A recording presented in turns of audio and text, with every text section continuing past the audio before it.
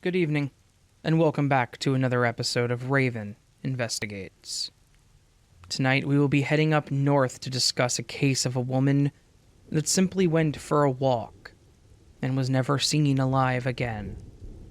A case about a woman that went missing several years ago, a case with very little in ways of leads, evidence, or sense from the day it all began all the way to today.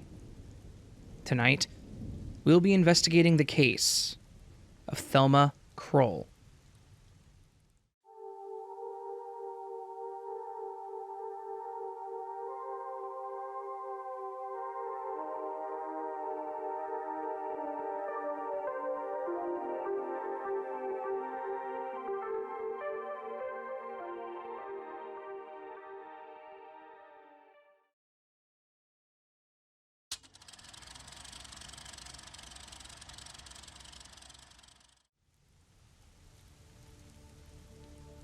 July 11th, 2015, approximately 7:23 a.m. It's a fairly normal morning in the grassy boulevard area of Winnipeg, Manitoba, Canada. The sun is coming up. People are starting their day or moving through their typical routines. Most of them were likely preparing for their weekend and thinking about what they were going to accomplish on that particular Saturday. Thelma Krull, a 57-year-old grandmother, was no different from her neighbors. She started her day the same way a number of other people do, by getting in a bit of exercise. She was well known to be the kind of person that would go out and take a long walk, taking in the fresh air and just enjoying the morning. Unfortunately, on this morning, things would take a turn that no one could have seen coming. This was the last day that anyone saw Thelma alive. Going back a bit on this story and reiterating what I said, there is little information, a lot of speculation, and very little in ways of sense, and I wasn't exaggerating. The time of her disappearance was essentially all that was known about the case for a long time. As far as everyone was concerned, she simply disappeared and no one knew where she had gone. Obviously, as time passed, there have been developments, and while this may seem like a strange structure for an investigative episode, I think it's best that we look at the information as it's come to be known, in order. The Thelma Krull missing Facebook page does a fantastic job of archiving the information in chronological order, as the person that runs it posts regularly, and has even posted as recently as July 11th of 2021. As soon as Thelma was declared missing, the community got together to search for her. They printed flyers, created search parties, held vigils to light the way home for Thelma.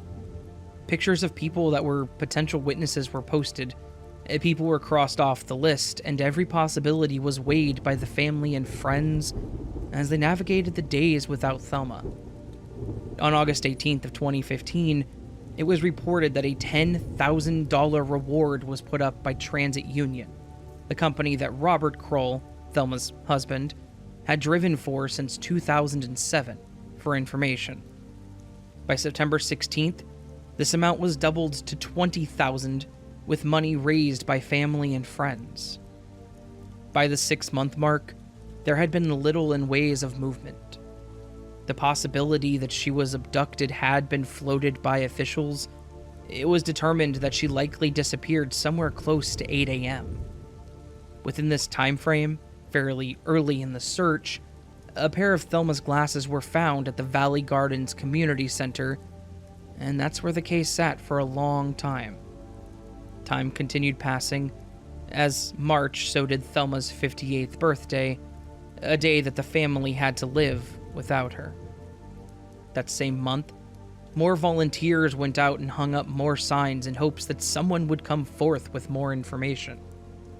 As the days of 2016 passed, the family held many events to raise awareness, to try to get any information, and eventually the calendar rolled over to the first anniversary of Thelma's disappearance. At this point, The glasses and the time that she may have disappeared continued to be the only information that was released, and the only information anyone had to go on. Pretty quickly after the first anniversary, the Winnipeg police had identified a potential witness, and then immediately ID'd them and dismissed them as being involved. By October of 2016, the police released a tip that they had received that was apparently worth following. Specifically, that Thelma may have been seen with the heavy-set man on the day of her disappearance. The information that was released was that the man was likely to be 5 foot 8 inches, 270 pounds, and with a bowl-style haircut. This added more fuel to the possibilities that she may have been abducted. This, plus the statement by police that Thelma likely experienced some kind of distress when everything happened. Their idea of the distress came from the fact that they had found both her glasses and by this point her cell phone, both fully intact. This information was a great addition to the little bit of details that had been already out there. But it didn't change things much, and the calendar eventually rolled over to the second anniversary, July of 2017. By this point, the police had received hundreds of tips. A few worth following, but the information that had been given to the public was literally all they had to go on. The police had investigated any leads they could. They had followed trails that went nowhere, and most people would have considered this case cold, but this was a statement that the Winnipeg police and Thelma's family refused to make. They refused to consider this case cold, and they vowed to press on.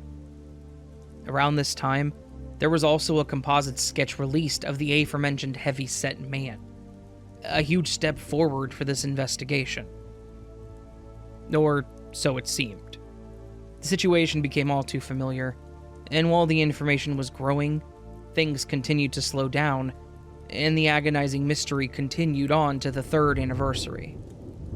In late 2018, things would take a hard turn, and this search for a missing person turned into a certain homicide investigation. In October, the RCMP were called out when a hunter found what they believed to be a human skull. When officials showed up, they had determined that the remains had been in this location for a while, though they couldn't pinpoint how long exactly. DNA testing on the skull confirmed what no one wanted to be the case. The skull belonged to Thelma. The skull was found around 50 kilometers southeast of where she was last seen in Winnipeg, but the area was one that she was likely familiar with. This, in addition to the idea that she was abducted, led the investigators to one possibility. She was murdered by an individual, possibly the one in the composite sketch. And this investigation had to become something more serious. Time continued to pass without movement, and the next tip came in July of 2019. At this point, 4 years after her disappearance. They were looking for someone that drove a gold 4-door sedan, possibly a Toyota, Hyundai, or Honda, between the years of 2005 to 2010 that was considered to be in good condition. This person was considered a possible witness, and was not considered related to the prior mentioned person, but at this point there was no other information on the car. No plates, no registration, nothing. This leads us to what is considered the final point of this case, and it's unfortunately a year old. In July of 2020, a full 5 years, half a decade after Thelma disappeared, and 2 years after she was confirmed to be deceased, Robert Krull put up a $100,000 reward for information about her abduction and murder. By this point, Robert had publicly said that he had no faith that the police would solve the case. And who could blame him? There had been no arrests, and the last information released on the case was about the car over a year prior. So, unfortunately, that's pretty much how this investigation ends. This may not seem like a standard episode of RI, nor may it feel like a complete investigation, but this is really all there is to go on.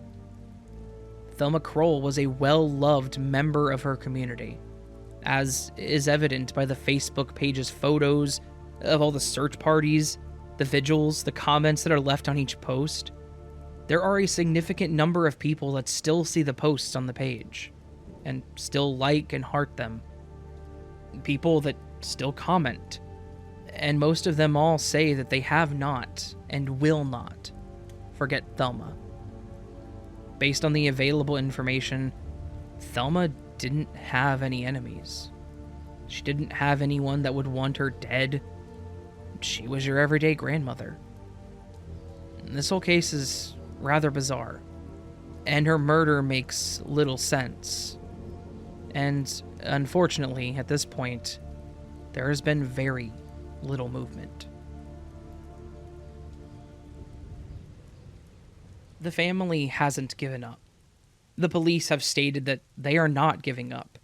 And while things may seem like they're hopeless, as we're now 6 years past the date of her disappearance, it is important to hold on to the possibility that there will be more information. I've mentioned it a few times, but the Thelma Krull missing Facebook page has kept this information archived, and they continue to post, albeit nowhere near as common. I hope this family does find closure on this case someday in the future, and I hope an arrest is made, and that they can finally rest easier, because Thelma deserves justice. Thank you for listening to this episode of Raven Investigates. If you would like more content like this, please consider subscribing to the channel and hitting the thumbs up button to help the channel grow. I would also appreciate it if you would leave a comment and let me know your thoughts on the case.